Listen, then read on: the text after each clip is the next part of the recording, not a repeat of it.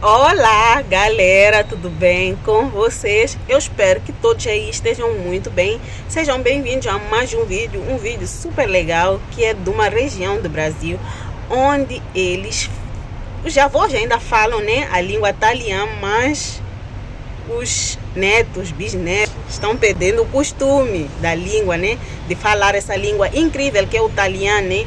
Bem-vindos. Para quem não me conhece aí, eu chamo Eunice, moro em Moçambique, amo o Brasil e fiquei chocada com essa história do Brasil. Com certeza você vai adorar e é por isso que os brasileiros têm essa forma de falar. Bora lá! Não muito tempo atrás, no Brasil, principalmente na Serra Gaúcha, se falava uma versão do próprio italiano trazido da Itália pelos imigrantes. Não vou responder isso cliente que pegou minha passada. Aos poucos, essa versão da língua foi mesclando com o português e deu vida a um novo idioma que ficou conhecido como italiano. Que capio niente, né? Só que era tanta gente que falava italiano que o governo da época, com medo do Brasil perder suas origens portuguesas, proibiu todos de continuarem utilizando o idioma e obrigou todo mundo a falar apenas o português a partir de então. Nossa. Muitos aceitaram o triste destino para não sofrerem perseguição, enquanto um número menor de pessoas se recusou a abandonar a própria cultura e viveu nos interiores a fim de preservar o que ainda lhes restava. Esse é um documentário sobre os renegados que nunca deixaram o italiano morrer. Mas afinal, o que sobrou desse idioma? Vem com Elzinga aqui que eu te explico. Eu não sei falar no italiano. A história da imigração italiana no Brasil pode já ser bem conhecida por você. Eles saíram da Itália em busca de uma vida melhor e de uma terra de abundâncias, mas encontraram justamente o contrário aqui e tiveram que criar uma nova Itália praticamente do zero. Isso resume bem o que aconteceu, mas ignora completamente um outro detalhe: o idioma que eles trouxeram da recém-unificada Itália.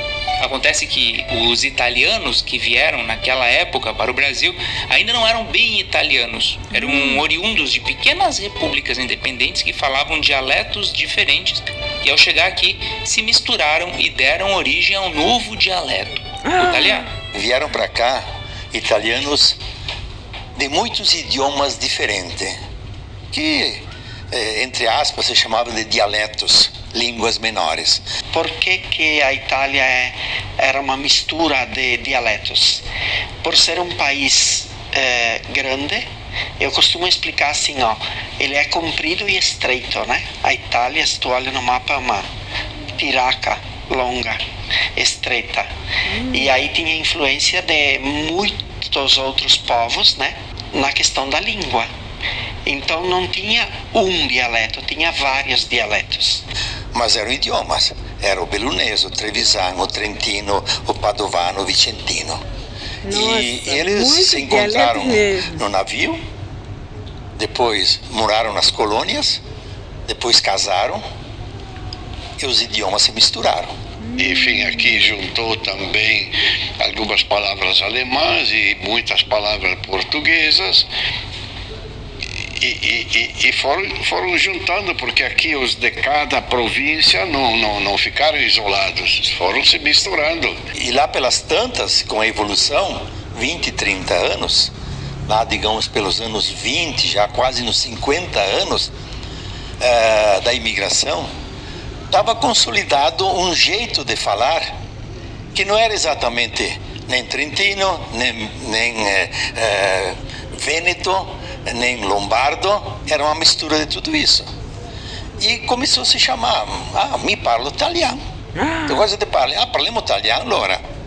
Esses dialetos de cada povoado, de cada família, de cada comunidade foram desaparecendo e ficou esse dialeto que se convencionou de chamar italiano. Mas com toda essa mistura de dialetos e com o aumento constante de falantes do italiano, as coisas que já estavam difíceis para eles ainda haviam de piorar, mas dessa vez com relação à própria identidade desses imigrantes. Era hora de esquecer o italiano e dar lugar ao português obrigatoriamente. A realidade foi dura, muito além do que o sonho jamais sonhou. Vivendo em terras distantes e inóspitas, sem qualquer contato com o mundo e sem uma passagem de volta para casa, tiveram que construir uma nova Itália do zero, ao passo que precisaram abandonar suas próprias origens e aprender um novo idioma a fim de continuar vivendo com um mínimo de dignidade numa terra onde foram abandonados. E esse era só o começo do fim dessa... Gente, que legal. É por isso que o Brasil tem essa mistura, porque são várias terras que foram ocupadas por pessoas de outros países, então aconteceu isso, mas o nome italiano é bem bonito, né? Diferente. Primeira vez que escuto italiano e as primeiras palavras aí no início do vídeo, acho que era mesmo a língua italiana. Nossa, o Brasil tem tudo e mais alguma coisa para a gente aprender sobre a história do Brasil, né? Da versão do italiano falado no Brasil. Eles eram muitos e já estavam começando a chamar a atenção das autoridades. E nos anos 20 e 30, para comemorar os 50 anos, começaram a fazer festa. E no fazer festa, a Itália veio para cá. Agora não, agora nós vamos festejar os imigrantes, né? Porque afinal eles são os pioneiros da raça italiana que construíram uma nova colônia lá nos Arabaldes da América, né? Só que a Itália não deu nem professor, nem dinheiro. E o italiano começou a ser falado, o italiano padrão não vingou. E essa exposição de imigrantes foi só escalando até chegar ao fatídico ano de 1937. Situando, entre 1937 e 1945, vigorou um período no Brasil que ficou conhecido como Estado Novo de Getúlio Vargas. Nessa época foram implementadas algumas políticas que visavam diminuir a influência de imigrantes estrangeiros e forçar a integração deles junto com os brasileiros. Basicamente, o Getúlio não queria que ninguém falasse qualquer idioma que não fosse o português, que toda a imprensa que não fosse brasileira fosse eliminada e que qualquer referência a países estrangeiros fosse substituída completamente por referências nacionais. E dessa história toda nasceu a proibição secreta, com projeto, com decretos em 37. Um para as escolas, outro para os professores, outro para as bodegas, outros para aprender quem falasse. E o pessoal começou a ficar com medo.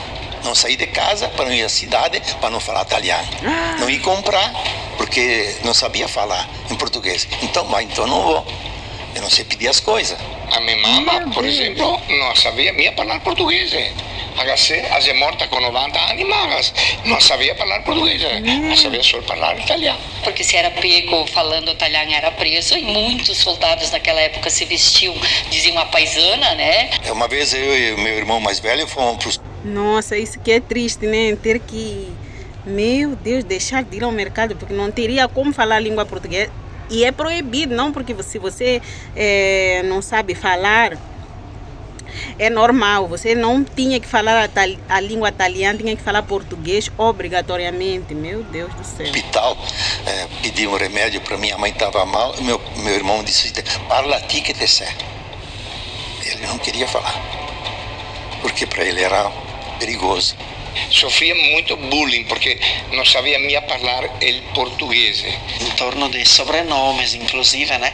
Que as pessoas tinham até medo de falar, porque era um sobrenome italiano. E quando veio a repressão e que não podiam falar, eles tinham receio até de dizer quem eles eram. A situação assim, de você ser ridicularizado porque você falava italiano, e depois ser ridicularizado porque você falava a língua portuguesa errada. Nossa senhora, isso aconteceu. Milhares que moravam no sul para preservar o que podiam evitaram os grandes centros e se isolaram ainda mais. Já outros milhares que viviam em regiões mais populosas do Brasil, como São Paulo, não tiveram para onde correr e, com medo de represália, presenciaram aos poucos o fim de um legado que trouxeram desde a Europa. Nossa, gente, essa situação é triste, né? Mas e aí faz teve parte a da proibição, história. mas que não resolveu, porque a língua se manteve, né? Principalmente no campo. Então, os nossos antepassados de nossas famílias aqui da região, a grande maioria moravam no campo. E no campo foi onde se manteve a língua.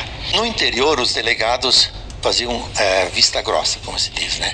Eles não queriam também a encrenca com os próprios moradores, porque muitos entendiam que era uma grande bobagem do Getúlio. E essa vista grossa foi o que ajudou com que o dialeto continuasse existindo nos interiores. Claro, isso aliado à relutância das pessoas em aceitar as novas políticas de Getúlio Vargas. E foi por causa daqueles que não aceitaram a campanha de nacionalização de imigrantes no Brasil que se mantém até hoje a cultura e uma versão do italiano chamada Talian, principalmente nos interiores da região sul do Brasil. Na época, o grande alvo nessa campanha de nacionalização foram as escolas que ficaram proibidas de ensinar línguas estrangeiras a menores de 14 anos e que só podiam ter professores brasileiros. Todos precisaram abandonar as suas origens a partir deste momento. E não foram só os italianos. Aqui entram os japoneses e os alemães também, principalmente. Isso parece obra do George Orwell, mas é real. Naquela época era considerado um crime idiomático falar idiomas estrangeiros em público, inclusive durante cerimônias religiosas. E o exército estava lá nas tais zonas de colonização estrangeira para garantir que ninguém falasse uma palavra sequer que não fosse em português. Mas isso foi acontecendo aos poucos, para que todos se acostumassem. Depois, os jornais sofreram censura, além de serem obrigados a publicar artigos patrióticos de autores brasileiros antes de sumirem. Mais tarde, nomes de cidades, ruas, lojas, praças, fábricas e todos os tipos de estabelecimentos com nomes alusivos às culturas estrangeiras precisaram ser substituídos. E o pior nem havia chegado: a Segunda Guerra Mundial.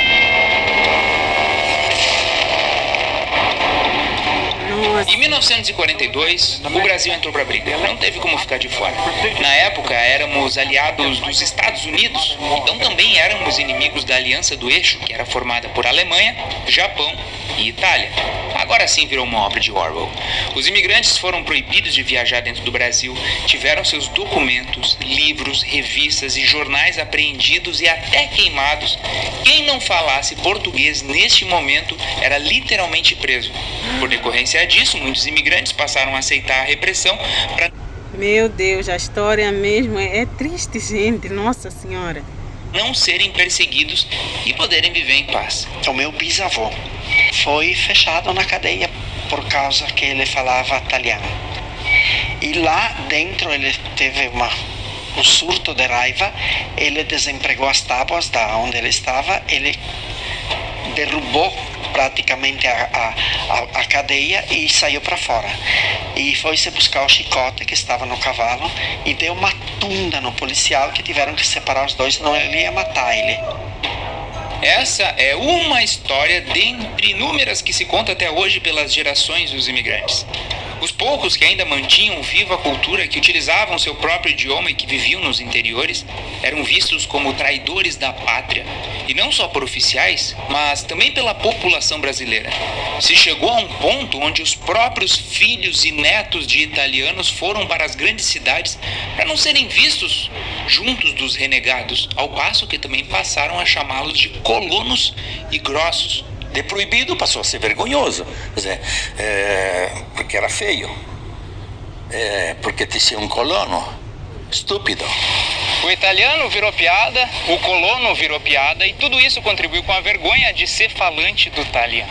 Então os pais pararam de transmitir a língua aos filhos com medo deles terem qualquer tipo de sotaque ou que não soubessem falar bem português. É um tanto curioso pensar que num país tão miscigenado e tão diverso em culturas como o Brasil, já tivemos tanta perseguição a estrangeiros, sendo que nós mesmos fomos quem fez todo o esquema de entrada deles aqui para colonizar terras inóspitas. No fim, toda essa mistura teve um custo: a perda de línguas e vínculos culturais. O italiano foi só mais um no meio de tantos outros que eventualmente se tornaram parte de um lugar chamado Brasil. Nas escolas hoje só o português é ensinado junto a idiomas estrangeiros como o inglês e o espanhol. O italiano está morrendo aos poucos e dificilmente é possível encontrar ainda pessoas dispostas a ensinar. Buonasera. Buonasera.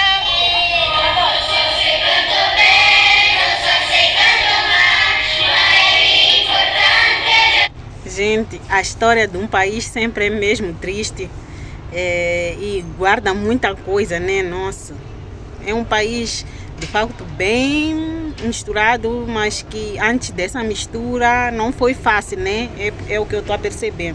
Não foi fácil, não foi uma coisa assim tão fácil, só O triste são as pessoas outras que morreram, né? Simplesmente por talvez não saber falar a língua portuguesa, porque isso aconteceu com certeza. Do jeito que ele contou aqui, com certeza há pessoas que não falavam a língua portuguesa, não aprendeu rápido e teve que ser preso ou até ser feito a pior coisa. Meu Deus, complicado. Ai, é triste sempre a história de um povo, né? Azul, muito bem. E o branco? Bianco, justo. Quem aprendeu, aprendeu e tenta passar adiante do jeito que dá. Bianco, Dora. Quem não aprendeu, não aprende mais. Rosa. Il italiano è un miracolo, è il veneto brasileiro, un mix incredibile di lingua veneta e di portoghese. Oggi è parlato da circa 500.000 persone, ma che dico persone? Questi sono eroi, perché custodiscono un patrimonio linguistico unico e lo fanno anche meglio degli italiani. In Italia il veneto è considerato un dialetto. In Brasile, ad esempio nel comune di Serafina Correa, il italiano è una lingua ufficiale insieme al portoghese. A me da italiano riempie di orgoglio pensare che dall'altra parte del mondo ci siano degli italo-brasiliani che si sono adattati al nuovo paese, al Brasile, pur conservando le nostre radici italiane. Per favore, continuate a proteggerlo, a studiarlo e ad insegnarlo ai vostri figli. Os primeiros imigrantes italianos chegaram ao Brasil no final do século XIX através de uma política muito controversa de branqueamento populacional. A Europa precisava se livrar da pobreza que assolava o continente, o Brasil precisava força de trabalho livre, principalmente depois do fim da escravidão. Por essa causa, o governo buscou uma alternativa para colonizar as áreas mais remotas e inóspitas, ao mesmo tempo que tentou branquear o Brasil. E é aí que entram os imigrantes. Sobre a Itália, a situação no país era tão desesperadora que em 100 anos estima-se que quase metade da população tenha abandonado o país e migrado principalmente para a América e outras regiões da Europa. Os que vieram para a América do Sul viajaram semanas cruzando o Atlântico para chegar num lugar que não era como o prometido. E assim tiveram que construir sua nova pátria aqui, do jeito que dava, com as ferramentas que tinham e mal entendendo o português. La lingua italiana è arrivata ovunque nel mondo, il motivo è la diaspora italiana. L'Italia nella seconda metà dell'Ottocento era un paese contadino e a causa di una profonda crisi dell'agricoltura italiana le persone iniziarono a partire. Pensate che tra il 1870 e il 1930 circa 18 milioni di italiani lasciarono l'Italia. In tanti arrivarono nel continente americano e soprattutto nelle zone agricole di Brasile e Argentina. In Sud America gli italiani si integravano facilmente e partendo da zero, grazie al duro lavoro nei campi, riuscivano a raggiungere posizioni di leadership e a diventare proprietari terrieri. Tutti volevano andare in Brasile, in particolare da 3 regioni del nord Italia: Veneto, Trentino e Friuli Venezia Giulia. Oggi il Brasile è la comunità di oriundi italiani più grande, con oltre 30 milioni di persone di origine italiana, seguito da Argentina, Venezuela, Stati Uniti e Francia. Nos anos seguintes da chegada dos italianos, diversas comunidades começaram a ser criadas, ao passo que a cultura começou a se fundir com a brasileira. O idioma italiano, principalmente a variante do vêneto, que era o mais utilizado na época, deu origem ao italià, quando cruzado com o português do Brasil. Mas lá de 1930 até mais ou menos 1960, o italiano entrou num declínio sem precedentes, mesmo com a força dos descendentes que viviam nos interiores tentando mantê-lo vivo. Foi só a partir dos anos 70 que as coisas começaram a tomar outro rumo, principalmente por conta das festividades do centenário da imigração italiana, que começaram a ocorrer em diversos lugares diferentes. A campanha de nacionalização de Vargas, agravada pela Segunda Guerra Mundial, criou um rombo inexplicável numa cultura inteira, e não foram só os italianos que sofreram isso. A cultura, a gastronomia, os costumes e a arquitetura foram abalados, mas ainda assim conseguiram furar o bloqueio imposto por Vargas. Já o idioma ficou lá atrás. Hoje, cidades como Colombo, no Paraná, Nova Erechim, em Santa Catarina e principalmente Serafina Correia, no Rio Grande do Sul, se tornaram símbolos da perseverança e manter o idioma vivo. Serafina, inclusive, foi o primeiro município brasileiro a declarar o italiano como o segundo idioma oficial, isso lá em 2009. Em Serafina, Coreia, quem não fala 2 idiomas, provavelmente seja logrado, porque tem muitos lugares que falam italiano, no comércio, na indústria, enfim, nos lugares públicos, né? Apesar de parecer que o italiano já não é mais necessário, que caiu no esquecimento e que não há quem sinta a falta dele, ainda existem inúmeras comunidades que mantêm o idioma vivo. Serafina Correia é um exemplo disso, mas mesmo assim ele vem sendo substituído aos poucos pelo português. Para muitos, hoje só resta a lembrança de uma época que eu e você nunca vivemos e quem sabe nunca vamos entender. Mas...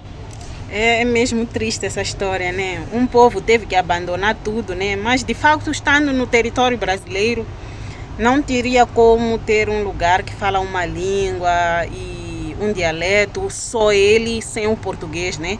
Mas se calhar podiam deixar que as pessoas falassem a língua e falassem a língua portuguesa também, né? Certo, por exemplo, aqui em Moçambique a gente fala vários dialetos, mas a língua oficial é portuguesa, né? Aqui, mas se calhar entre as pessoas e pudesse continuar falando, né? E, meu Deus, é complicado. Eu tenho razão quando o Diogo fala que é uma coisa que nem para quem não viveu, né? Exatamente, é difícil entender, mas que é triste, né? Porque eles chegaram no Brasil e pensaram que iam continuar falando a língua, alguns hábitos e tudo, e isso não significa que ao fim, e considerando que o toque do italiano voltou com tudo recentemente, podemos esperar, quem sabe, um renascimento das cinzas?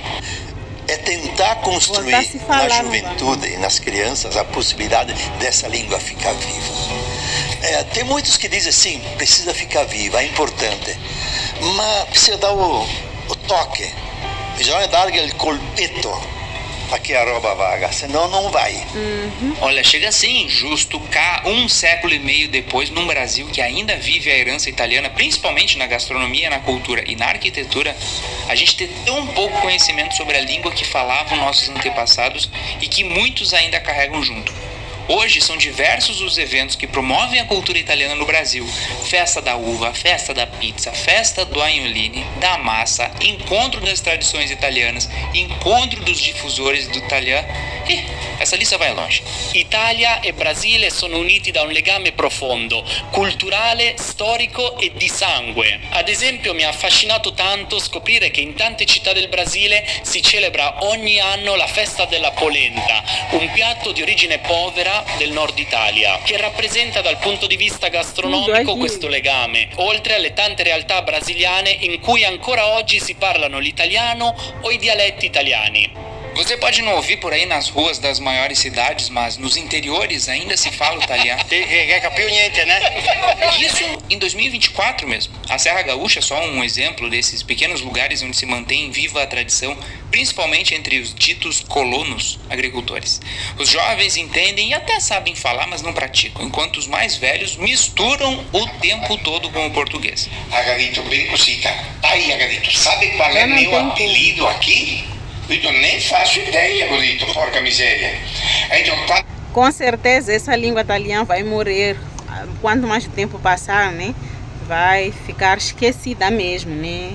Enfim, quanto que sempre só vão saber que existiu, né? Os netos, bisnetos, mas falar como deve ser, não vão saber falar, né? Só mesmo a língua portuguesa. São brasileiros mesmo, não tem jeito. Mi sono veneta, perché mi so solo parlare il veneto. Godito che ho visto è italiano che topava te vai ensinar, ele servia para niente, Godito, e adesso il Godito serve. É bem fácil se perder numa conversa dessa. Se no ensino comum não se ensina o italiano, em algumas escolas específicas o legado é passado adiante. Além disso, ele é disseminado por todos os meios possíveis.